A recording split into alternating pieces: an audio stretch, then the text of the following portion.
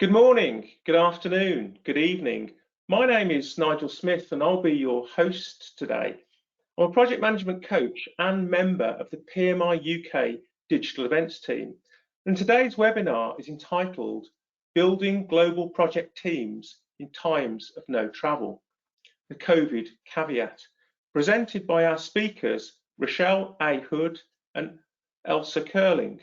But before I introduce them, I just want to cover a few bits of session housekeeping. Now, we want our webinar today to really come alive for you. So if you haven't done so already, please get your phones or your tablets and go to menti.com and enter the code 689732. That's menti.com 689732. We really do want this webinar to be as interactive as possible, so please join in. And for those of you that have actually attended our recent webinars, you will have seen how it improves both the energy around the subject with your participation. Now, we will be holding a Q&A session with both Rochelle and Elsa, and this will be facilitated by my colleague today, Hugo Mini.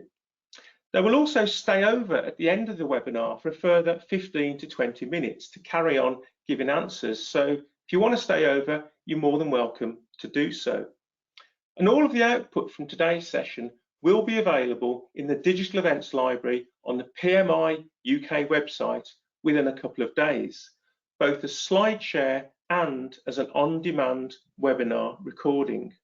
And as attendees, you'll automatically receive an email signposting you to the right place, and that hopefully will go out later today. And for PMI members, the PDU code will be given out at the end of this session, together with a list of upcoming events. Now, before we do start, I'd just like to know where everyone's actually joining us from today. So if you're now into Menti, please type in where you're dialing in from. And Rochelle, could you please open up the first Menti slide, please? Thank you. Absolutely. I'm excited as you are to see where everyone in the world is coming from. I happen to be based in Florida, and I see we've got some coming in already. It looks like a lot in London. And Nigel, look at where everyone's coming in from around the world. Yeah, I can guess where West Sussex is. I think that could be Merv. Wolverhampton, close to where I am. I'm actually in the North Worcestershire in Bromsgrove. We've got someone from Lagos in Nigeria, Tunbridge Wells, St Albans. Just realised I couldn't spell Bromsgrove correctly. Excellent. Yes, it is Merv. So thank you everyone for putting in that detail. It's nice to know what spread we've got. So it's now really time for me to introduce our speakers today. Rochelle Hood is the President and Managing Director of Pink Consulting, a project management, process intelligence and customer experience consulting firm. She holds a BSc, an MBA and a Lean Six Sigma Green Belt. Now, Rochelle is also a great advocate and supporter of PMI International, not only being PMP certified, but she served in multiple board leadership roles for the PMI Space Code Chapter Board of Directors and as a member of our very own PMI UK chapter. Elsa Curling is the founder of the Global Business Academy, a training and advisory firm that strengthens team performance between Asia and the West. Now, during her study, Elsa became fascinated by the rapid rise in Asia, and equipped only with a princely sum of $1,100 US and a return ticket, she left for Hong Kong in 1994. Her goal? To find a job and figure out the key to Asia's rapid growth.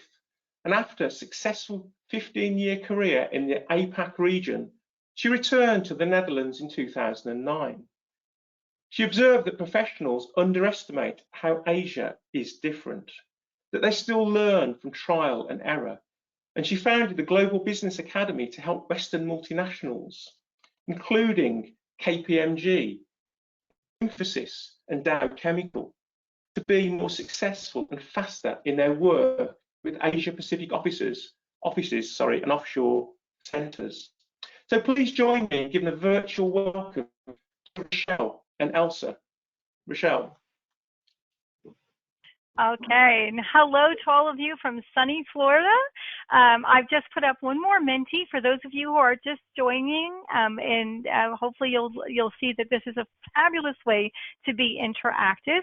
If you put in menti.com and use the code you see at the top of the screen, which is 689732, I promise you that this will be highly interactive, and not only will it have the traditional elements of interaction, but today we are going to unlock a mystery. I'm a big Sherlock Holmes fan, and we've elicited his support.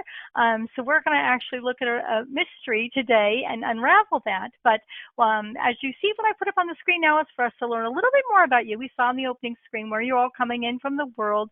We had, Scotland, welcome, London, many other places.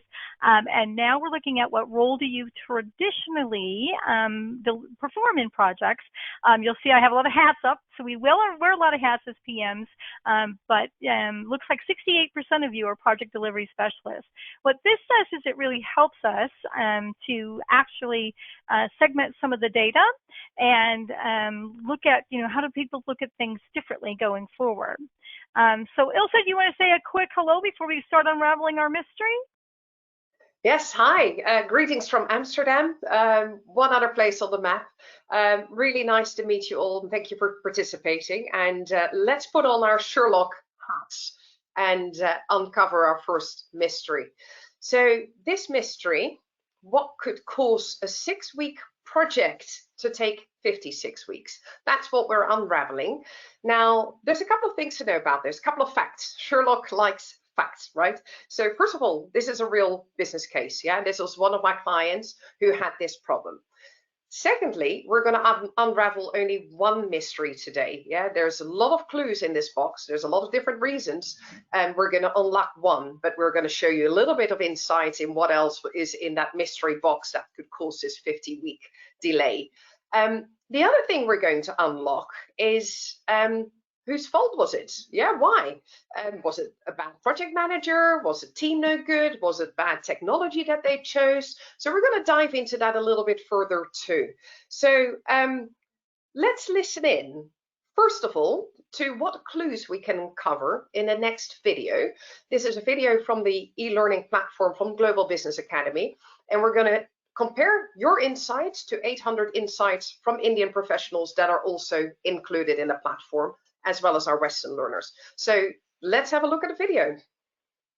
Okay, and I'm going to remind everyone, I'm going to give you a little hint here. Every one of these activities is going to have clues that you're going to need to know later on for a quiz and a prize. So listen closely.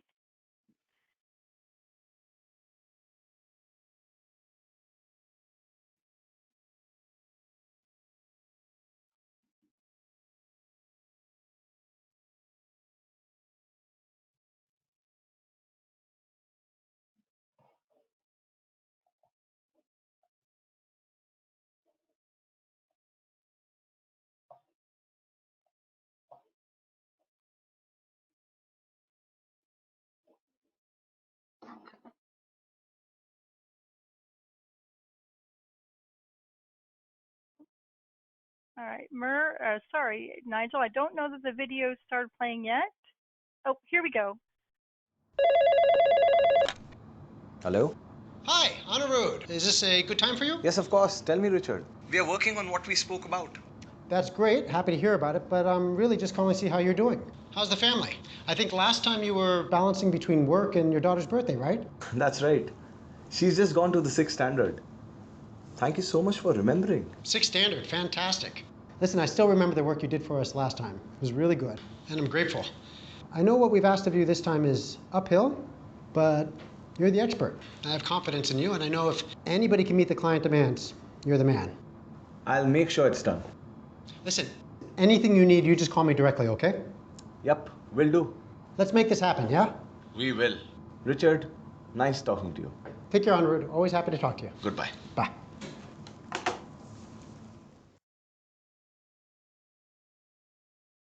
Okay, there were several things going on in that video, and it seemed like a short video, but there were a lot of things to think about there.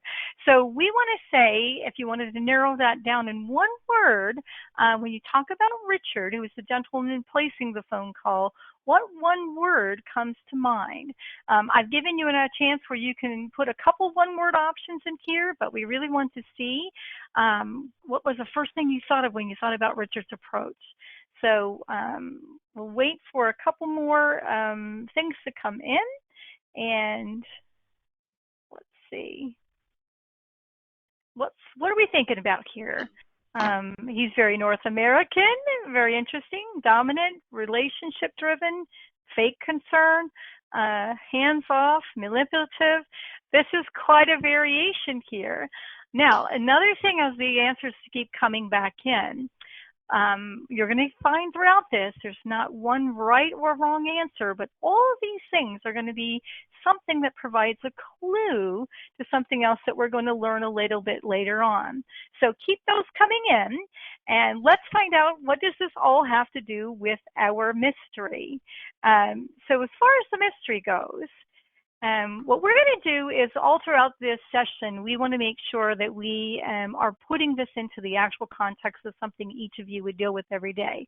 As Nigel mentioned in the beginning, I am certified project manager. I'm part of your chapter as well as our one locally here in Florida. So we're going to build on the actual use case that Ilse opened with, one of her clients, and then I'm going to add a couple more elements to it so it kind of resonates for all of us. So you are the project manager, and you're put in charge of a global software implementation, which you'll see is similar to the case of what Ilse illustrated. But here's the elements we're building on to that. The team members that you're working with are you're the project manager, and you're based in the EU, so you're from Europe, and you're based in Europe. And in this particular project, it's a global initiative. Most of us deal with this. It's going to be rolled out around the world. But the first place it's going to be rolled out is in the United States for North American users. So all the business users in the first implementation will be North America. Now, the next bit of this mystery is that software provider is based in India. It's an external provider, and this is a contracted relationship. So what that means is this isn't your internal IT team. This is someone that your organization has contracted with. Now, this part's going to be one of those ding, ding, listen to the clues, because one side of evidence you want to know here and think about this correctly, because most of you have been in this situation where the project was assigned to you, the team is generally assigned to you, but in this case also, you didn't have the opportunity to participate in any of the due diligence. So you were neither involved in the software evaluation of the actual tool that's going to be used, and neither did you have a chance to actually participate in the selection of that particular provider. So that's a little bit of background on that. Also, before we get to a little bit more client audience interaction, any other comments that you wanted to add about sorting out our mystery here? No, I think we're good to go. And I'm really curious what we're going to get in terms of answers with the next question. Okay, so knowing all of what I framed up there, you're getting ready to set up the project kickoff meeting with this global team of this assignment that we've just given to you. Now, your natural reaction, because we probably all have done project kickoff teams, maybe some of you are newer in this industry, you have a normal course of action for going about that.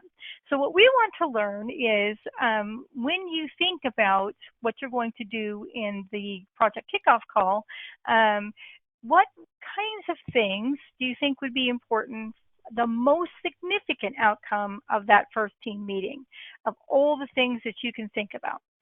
So you'll scroll down to the bottom of your Menti screen, and we have 4 choices for you there.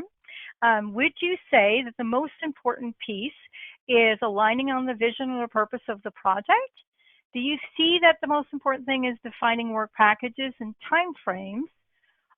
Is it the most significant thing to learn about team members' passions and strengths?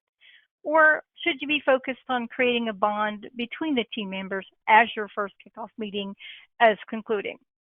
So we're going to let the responses come in. Looks like we have about 33 people, and it's interesting that we have this balance in this split. Now, what you'll see all throughout this is we keep building on these clues, so we're not necessarily going to comment on this split right now, but you're going to see the answers to this come up later on in this mystery. So take a mental note of them. Of what's going on here, and then we are going to continue on with what else might be going on in this. We're going to go for one more clue here. What else might be happening in this particular thing with Mr. Sherlock here? All right. What we're going to talk about today, and in fact, the whole hour, is trust. Now, we've got our Sherlock hats on, right? And Sherlock doesn't like trust. Yeah, it's not tangible. There's no facts. So let's make this a little bit tangible first. What is trust? What does trust mean to people? So to kind of uncover that, we're first going to look at ourselves. So what I would like you to do is read the description for those 4 quadrants first of all. So I'll give you some time.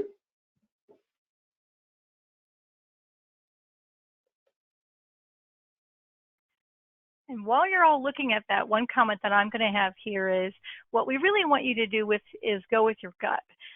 Sometimes you feel like, what should I be, or what do they want me to be, or what do they hope I'll be here? But what we're trying to uncover here is based on some of the things that you shared about yourself in the opening demographics, some of your background, some of the things that you've experienced, where would you naturally fall in this quadrant? Exactly. So if you can show the quadrants, Rochelle, that'd be great. Yeah.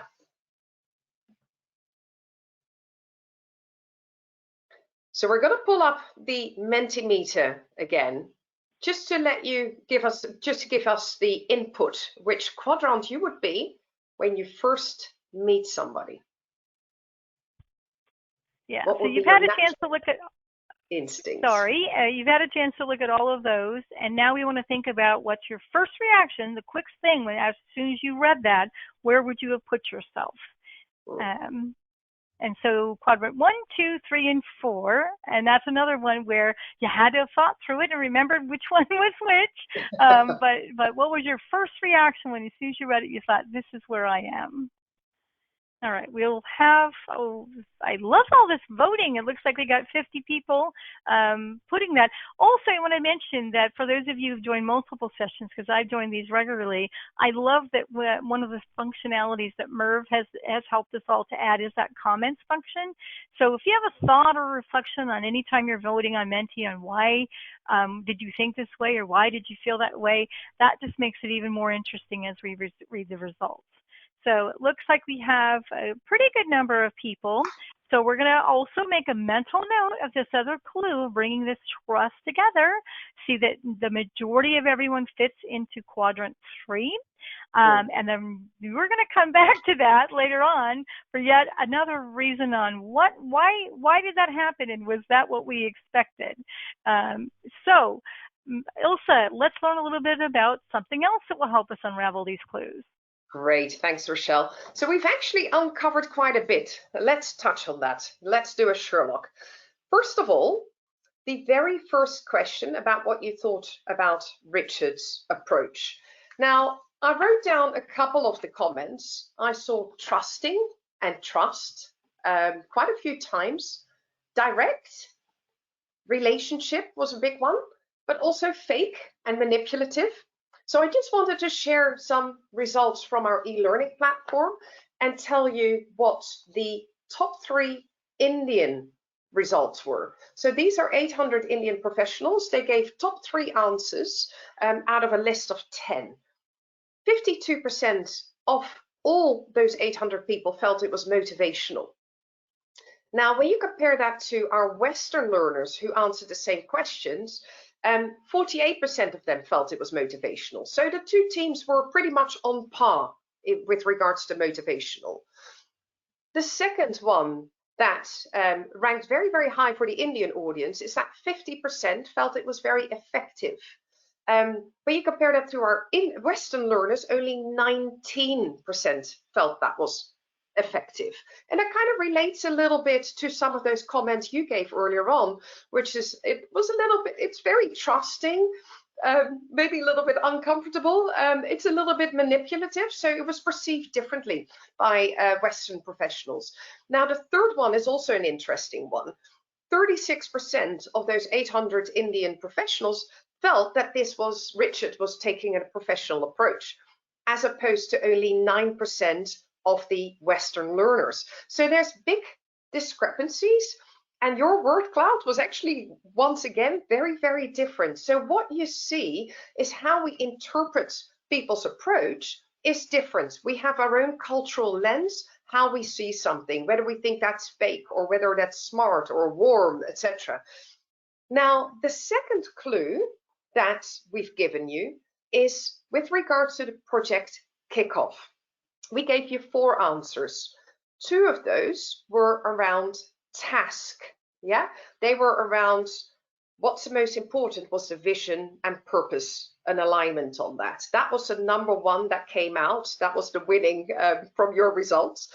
The second one, interestingly, had a people element to there, right? It was creating a bond between team members. So it was pretty much a 65-35% split, where the vision came first, people came second.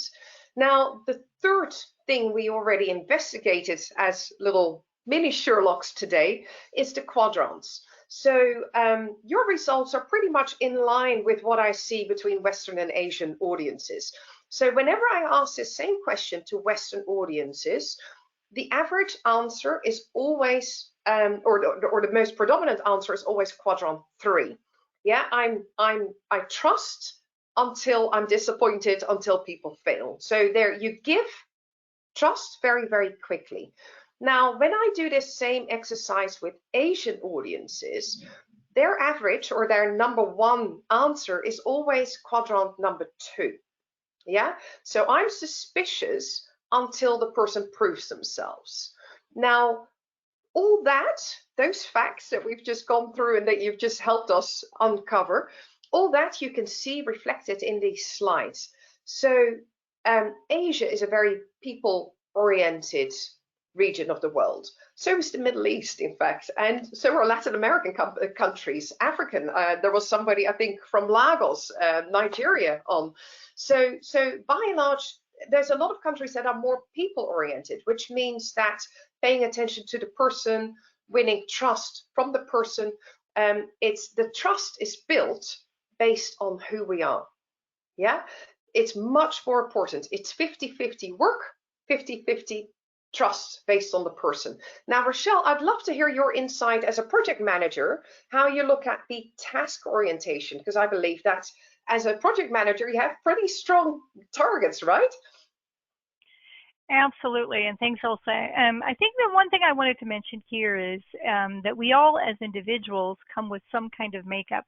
I tend to be more people-oriented. I tend to be more type A. For those of you who had the wonderful benefit of attending Nigel's session about DISC profiling, you see a little bit of your natural orientation, the way you approach things. But what I also wanted to highlight here is sometimes that's role-based as well. As project managers and project coordinators, business analysts, all of the different roles that fit within our world. We, by nature of the role that we are performing, have to be task-oriented. The way that we are measured is the golden triangle, you know, so where are we with cost, schedule, scope, and all of the things that our natural flow of work do, and our measures of success relate to project status reporting, where are you with your contract, what amount of work packages have been done. And so that's a lot of, when we're thinking about the project management body of knowledge, we're really talking about the difference in some cases between the what and the how. So while that is, I'll call it table stakes for project managers, it is what we need to get done on a daily basis.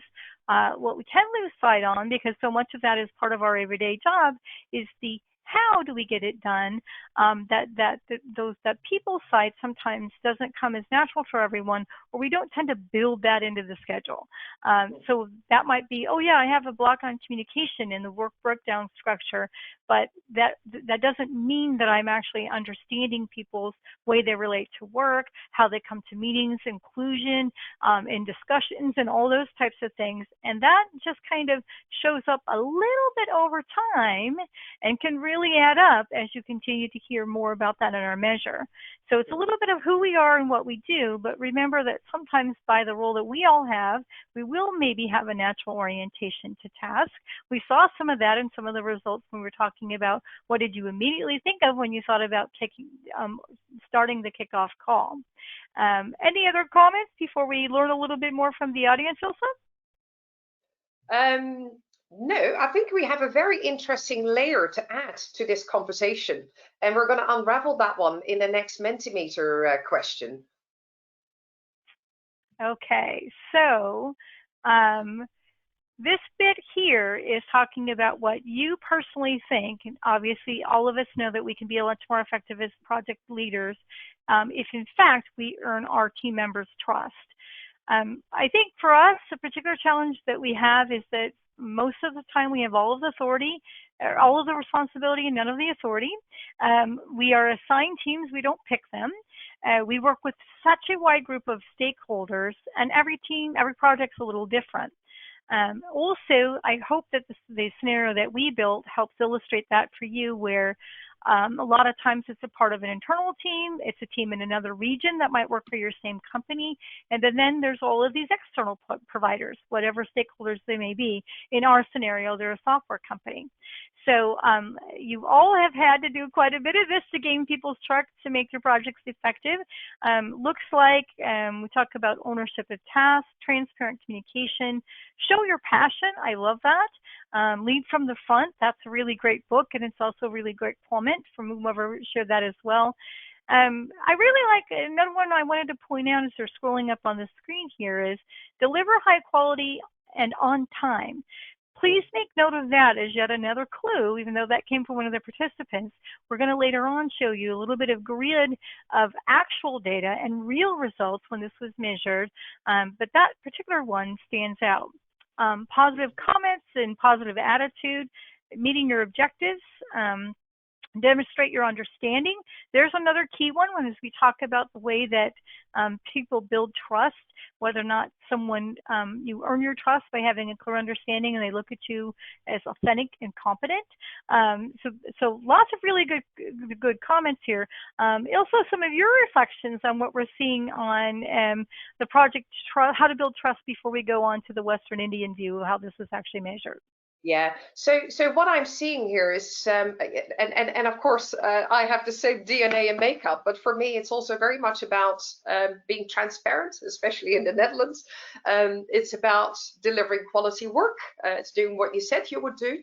And that's very much how we gain trust here in the West. Yeah, it's based on, will you do what you said to do? Whereas in Asia, especially, it's also more about, will you support me? Will you help me when I need that? And just to touch on that a little bit more, I'm going to oh, sorry.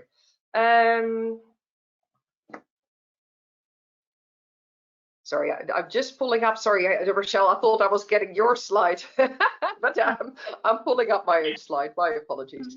That's okay. While Ilse's doing that, Keen, you can continue to answer the trust question. We do want to see what you think, because we're all going to, as Nigel mentioned, you'll all get this data back tomorrow when the email is sent out with the actual results. So it's as highly used for us as it is for you. And now we're going to put that in context with some real world data. Yes. So what we've got here is in the Global Business Academy e-learning platform, there's 800 Indian professionals who answered lots of questions, saw the same video. So they answered the same as our Western learners did. So they've become the benchmark, so to say. You can actually filter that down into region, into seniority, age, etc., gender. But just to keep things simple, I've just added the overall results. So what you're looking at here is green is the West, mostly Europe, and red is India. Now, there's some beautiful clues here. So we're putting on our Sherlock caps here again. And we're going to look at some of those, deep dive into those. So the first one that really stands out on the Indian side is that the way to gain trust is respond in a timely manner. Now, just to give you a little bit of heads up, what's also in that mystery box. For those of you working with India, you may have heard this before, but Indian Standard Time is sometimes also referred to as Indian Stretchable Time. It's one of the biggest challenges that Indian managers have, making sure that all their team members hand in things in time. So for them, time is a very important factor that gains their trust. Now, the second clue that we're seeing here, again, has to do with time. Yeah, so the top two of how to gain trust in India is time related.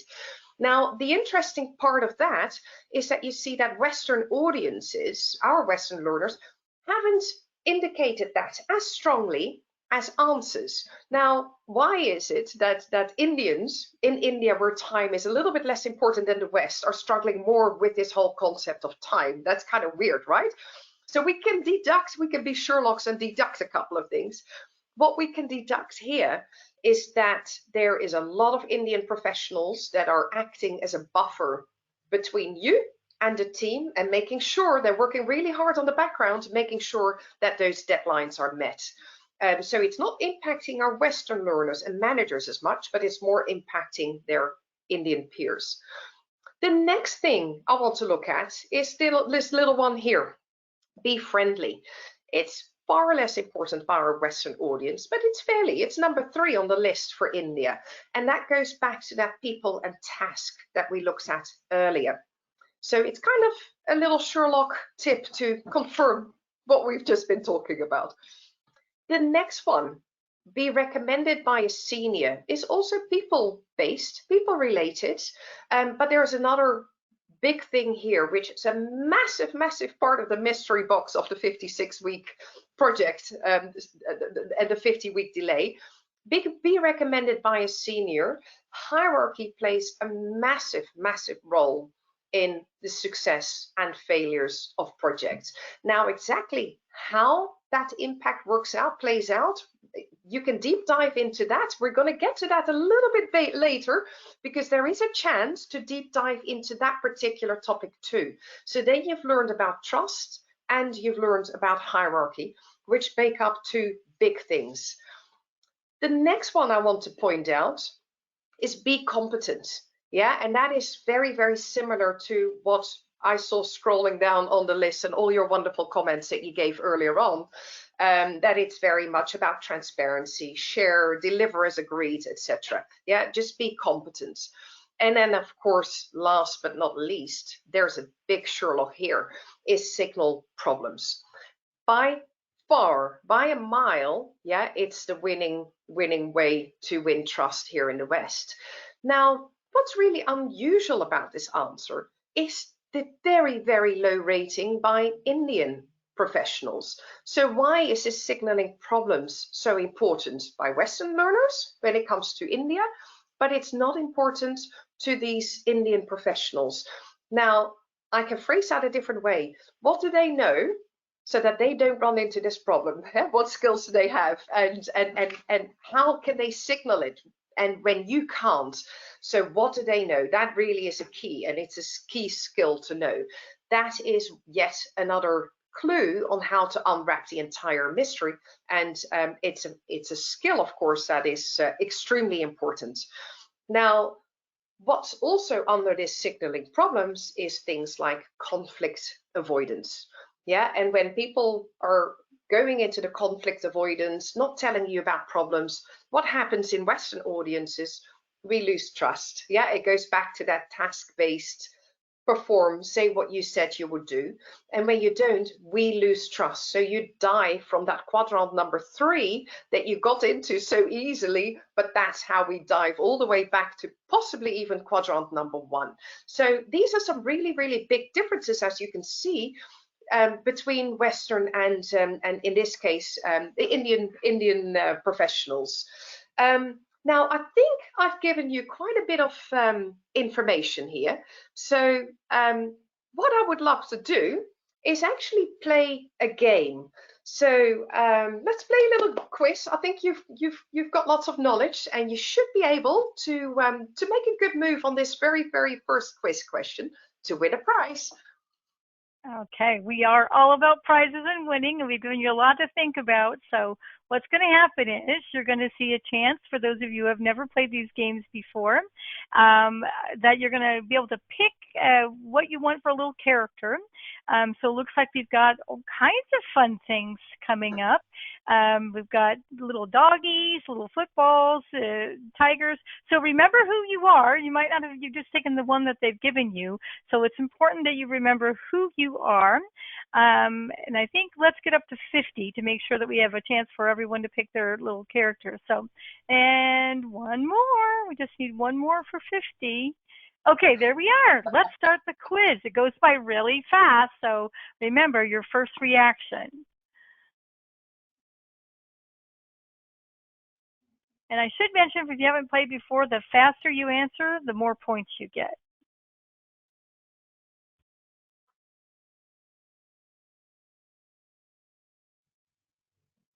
All right, so there's three choices on what do you think had the biggest impact on the scenario that we were talking about of how people reacted. So ding, looks like there we go. There's a clear winner here. And what happens with this game, for those of you who haven't maybe been on one of the sessions where we played it before, that the faster you answer, the more number of correct answers you give, the higher up you go in the leaderboard. So let's see who's on the leaderboard first. It looks like Kiki the frog is so far leading. So Kiki, let's hope that you can keep up that momentum, keep things going there. As we go along, you're going to get a few more clues, so another chance to play the game a little bit later on. But until then, let's go ahead and go back to more things that we can add to what's really important here, which is what's one thing just to give all these clues and also, give you a little bit of background on these tools. But as I mentioned in the beginning, one thing that Ilse and I want more than anything else to get out of this is that you actually are able to, oh my goodness, that you can actually apply this in real life. So to help further illustrate the way that this is applied in real life, she worked with another group of project managers in a similar situation, and we're going to talk about how they understood some of these signals and issues and actually try to put all of these elements that we've been bringing together into the DNA of that team. Ilse, what insights can you share from that? Yeah, so we did a deep dive into trust, but we're going to add one more element into this trust. So this is a case for Dow Chemical. The project manager, he was a project manager for a very big multi-million dollar factory refurbishment. Dow does that together with their engineering center in Chennai in India. Now, he sat in one of my workshops previously, and he felt that doing such a large project, he felt that he wanted to do the kickoff together with Global Business Academy. And the reason why he wanted to do that is because he was facing, to be honest, he was facing pretty much the same that we get across the board all the time. But his two problems from a European perspective was, first of all, the delivery. When they worked with the Chennai Engineering Center before, it wasn't on time. So that was a big complaint by his European team. The second complaint was that the quality wasn't good enough. Yeah, so that was for them something that they really wanted to avoid, because when it's not on time and when the quality is no good, then obviously it has a big impact on your projects and on your results. Now, when we started to dive into this together with India too, what we found is that they felt unappreciated. Yeah, they worked very hard and they kind of got these complaints. And I thought, well, why? Because we're putting in really hard and good work. Now, that pretty much reflects what I get as an average. So I would say the top 3 reasons why people want to learn more about this is what they want to improve is, first of all, improve quality of work, just like Dow did. Second is know about meet deadlines, also really like Dow. And the third one is to know about problems in the beginning and not at the end. And that's because then you're eating up this time buffer that you built into your project. You're eating it up right there at the beginning. What I would love to do before we dive into this further, I'd love to examine your previous experiences. So this was an experience that Dow had. And before we start to dive into that, again, I'd love to hear your experiences on what you had in the past. Okay, so one more chance to be able to participate.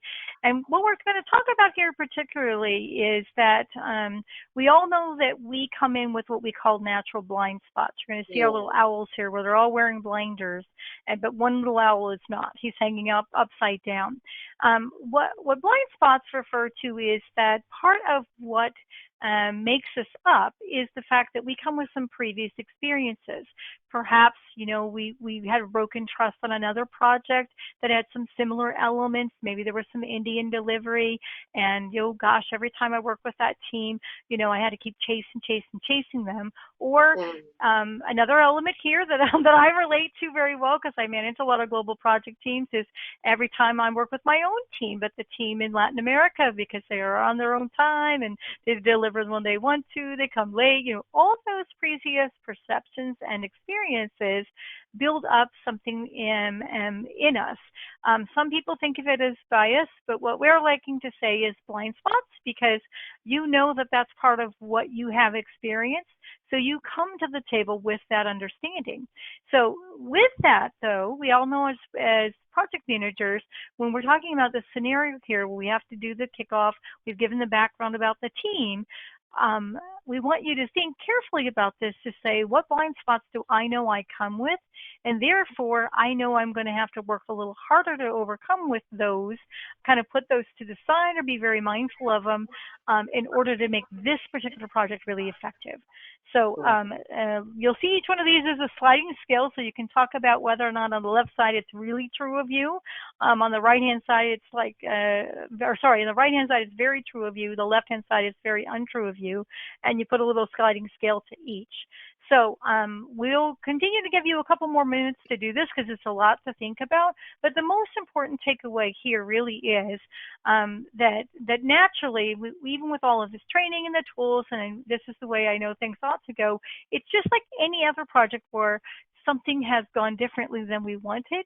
And you remember, ooh, last time I worked with Bob in accounting, you know, he wanted to give things in Excel and I wanted it in a graph, and you remember that, and that is imprinted on you.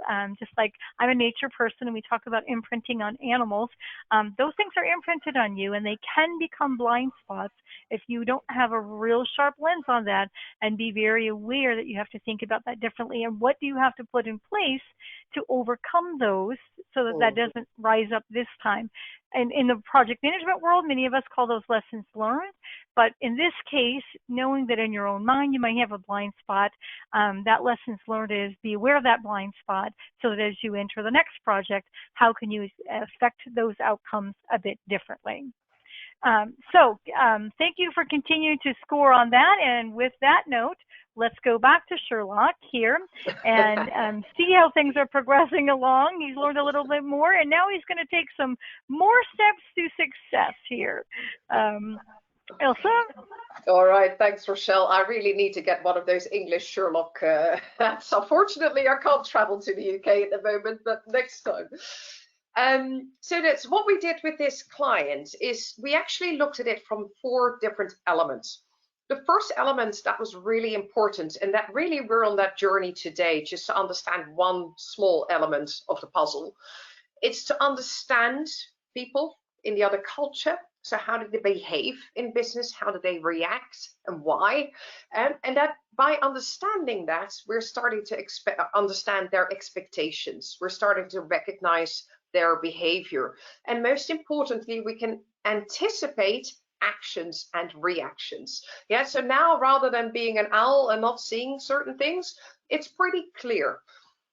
a very, very important part of that is also looking at your own expectations. We're all half the cultural difference, yeah? So what are our own blind spots? What are expectations are very culturally driven. So when our expectation is to have more of a people manager and somebody who builds trust before we feel comfortable to give feedback, that would be my expectation also from my Western project manager. Vice versa, as a project manager, you may expect full transparency without spending that much time building trust with people.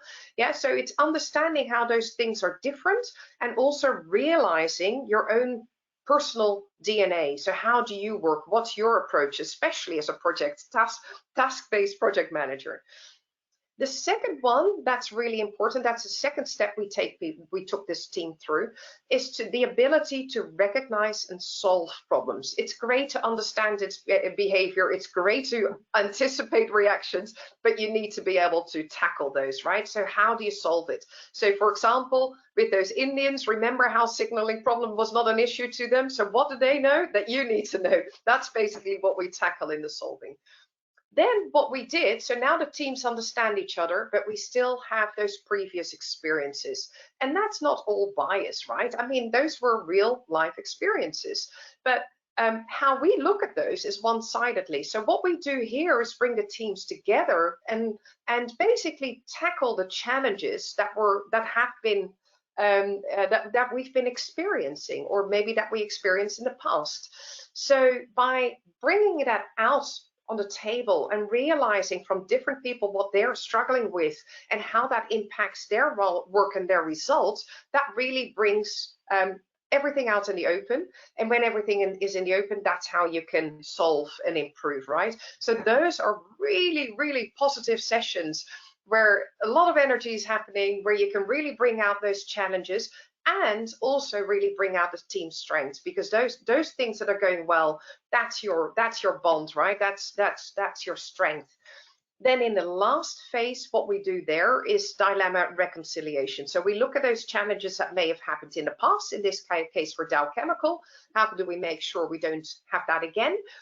Or it can be in some of my clients, those are actual problems they're running into, so they're seeing it as a continuous improvement. So what can we improve? And also in small teams, what are our team rules, our compass, to make sure that this doesn't happen again? So now we almost have like a code of ethics within that total international team, and we've created a very, very solid bond.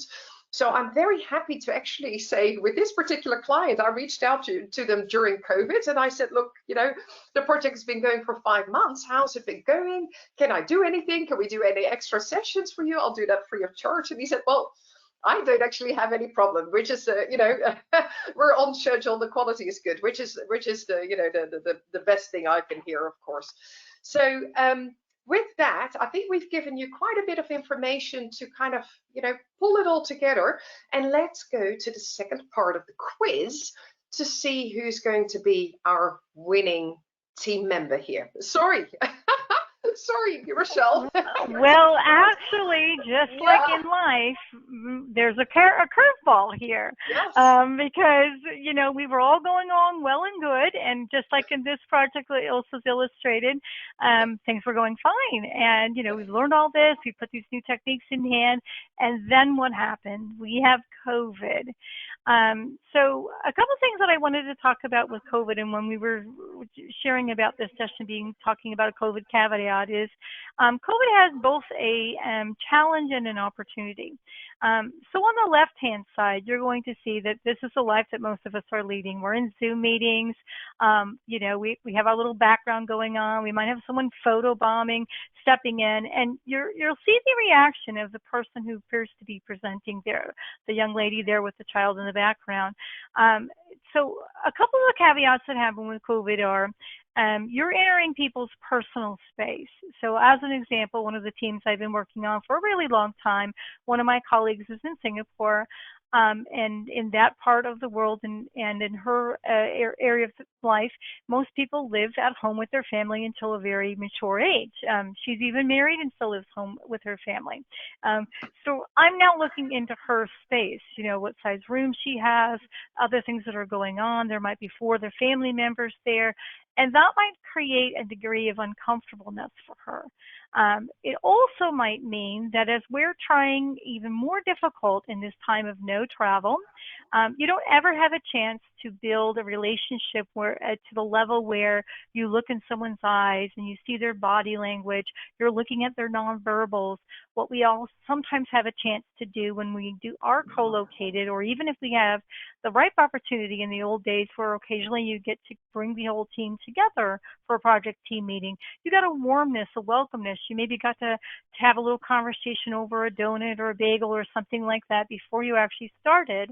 But also you have the opportunity that the camera, meaning your lens, was on everybody in the room. Here, we might see just one person. We may see them having, as this young lady is doing, a reaction to something that has maybe about the child. It might be about what you're talking about.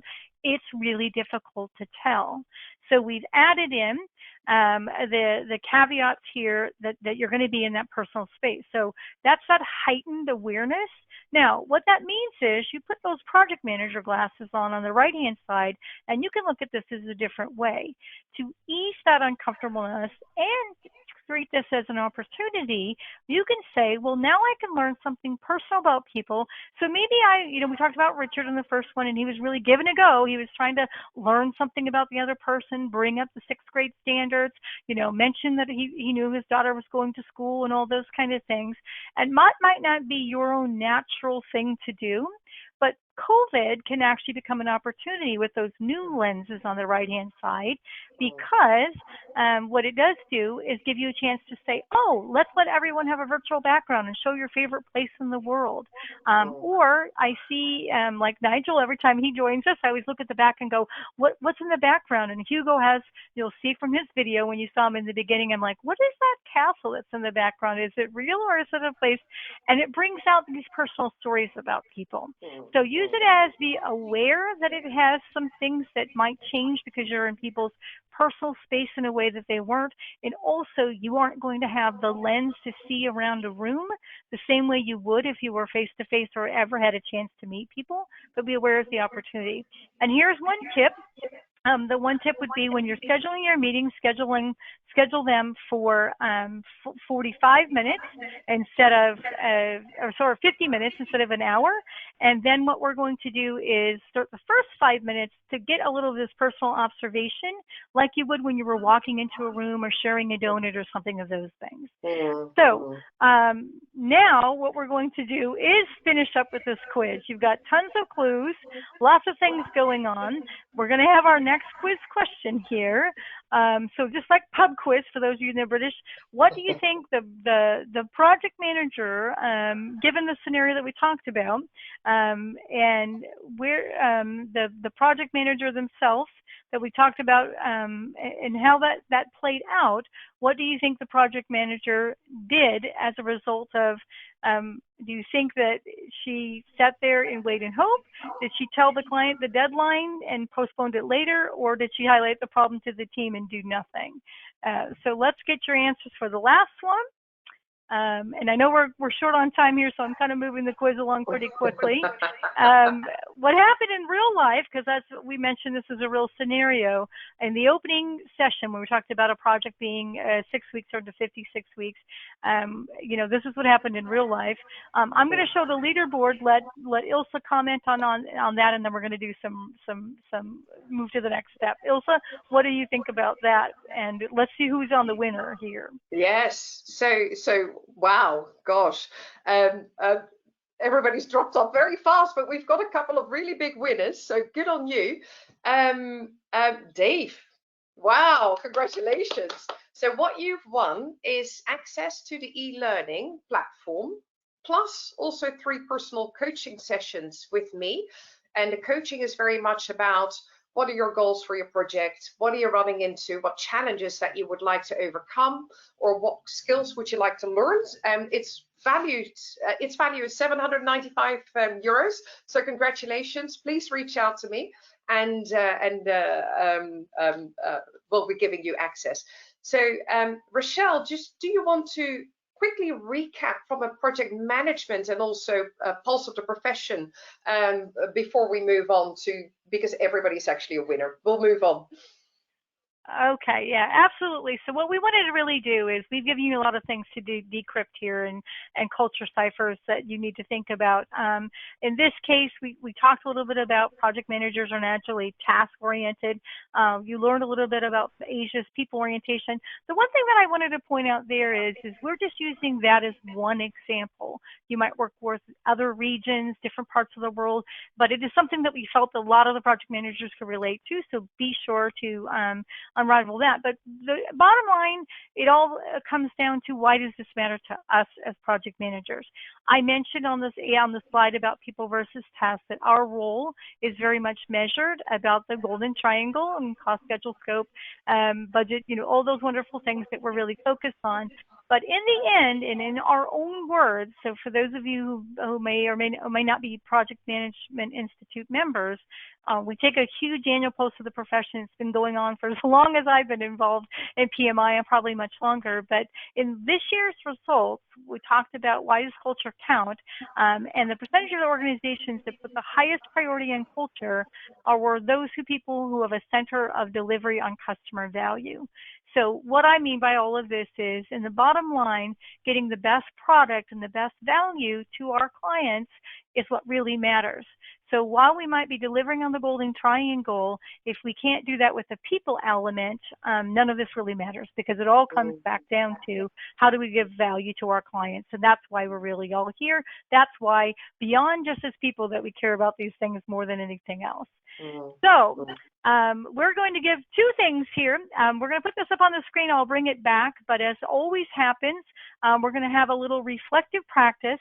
But while you guys are all reflecting on what you've learned and what else you want to learn, I'm going to verbally hand off to Hugo, who is going to help us with the Q&A. But while he does that, we want to learn a little bit about what you all have learned. Take a chance to go into the reflective classes you're going to see coming up in Mentimeter here in just a second. And Hugo, do we have any questions you'd like us to address while people were reflecting on what they've learned?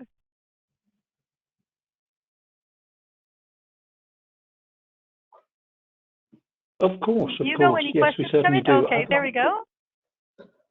I'd like to take advantage of being in this position to combine a question from Selim and one from myself.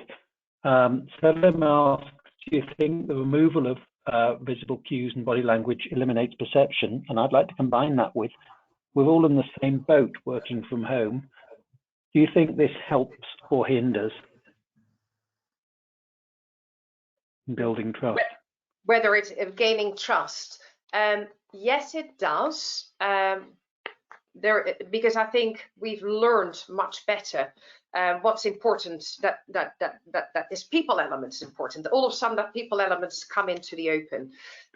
But where we still need to take an extra step is how we work, communicating everything via email, conference calls, scrums, stand-ups, etc. That doesn't always work with Asia. So there is an other element to add to the skills, but for sure this has helped 100%. Yeah. Fantastic, fantastic. Is there anything that always works to build trust and bonds in a team? Is there anything to? Or is it entirely cultural? Anything that always works everywhere in the world? Is there any one activity or behavior that is global? Building trust, I think it's also very much down to you. Some people feel very comfortable opening up about a lot. Some people prefer to talk about the weather. Weather doesn't build trust. So that's a very Western European thing, because weather is very important here. It's more about the person, but it's also building trust one-on-one rather than on conference calls. On conference calls, you're not going to talk about that many personal things. So the trust is very much that you do with one person. So that would be my number one takeaway. Yes, Yes. There's another one coming up. We've talked about different averages, different ways of building trust with different cultures. If we look at a single workplace, a single team, do you think that the range of approaches that you need to take is just as broad as the global? It's just that there aren't the same averages, or do you think there are genuine differences? No, for sure, there's genuine differences. I worked in Asia for over 13 years. I lived there, so there is definitely genuine differences. Yeah.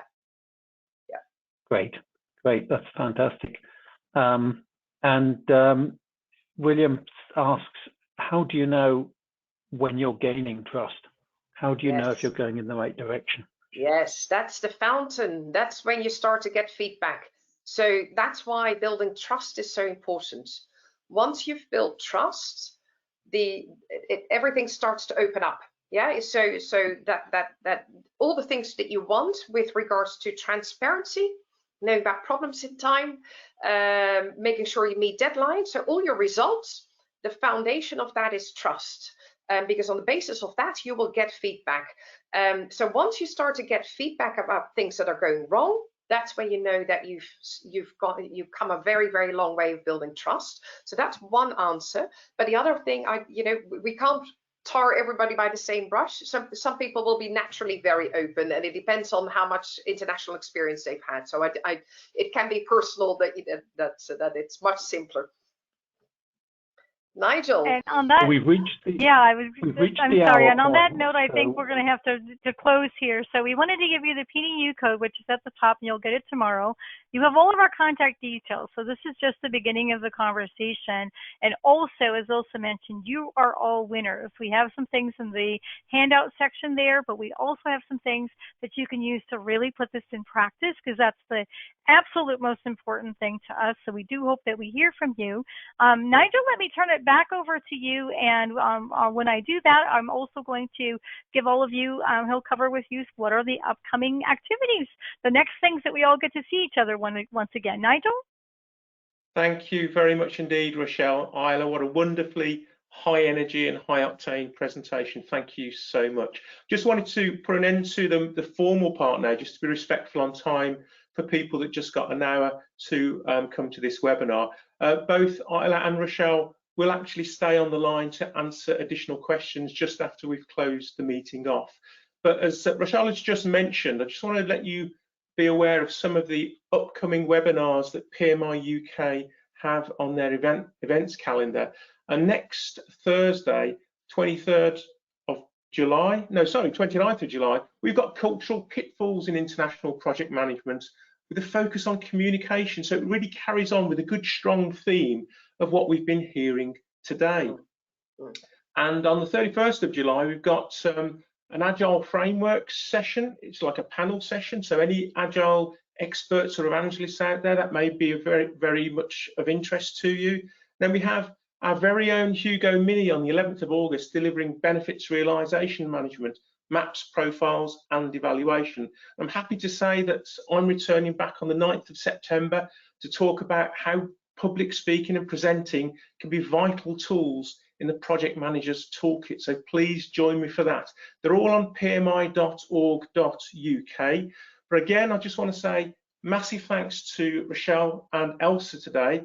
And just to remind everyone that you will all be sent a link to all the recorded materials and contents from today's session, and details of our webinar back catalogue for ones you may have missed are also available on our website. The PDU code will be emailed to you later with all that information on, and actually in the handouts tab of GoToWebinar, Elsa and Rochelle have kindly put a PDF copy of the slides should you want to download them today. So I've been Nigel Smith and your host. Rochelle, Elsa, it's been an absolute pleasure, and I do trust that you enjoyed it. Thanks very much, and we look forward to inviting you to our future event. Extended thanks also go to the remainder of the PMI UK digital events team, most notably my wingman Hugo Mini, and also Carla Miranda, who takes care of all the back office technicalities for all of the PMI UK website. And as I mentioned at the start, for those of you that want to hang on for some extended Q&A, please stay on the webinar. For everyone else, thanks for joining us today, and see you next time. Thank you. Bye. Thank you. Good day, everyone. So what we can do now, Hugo, is we can go to more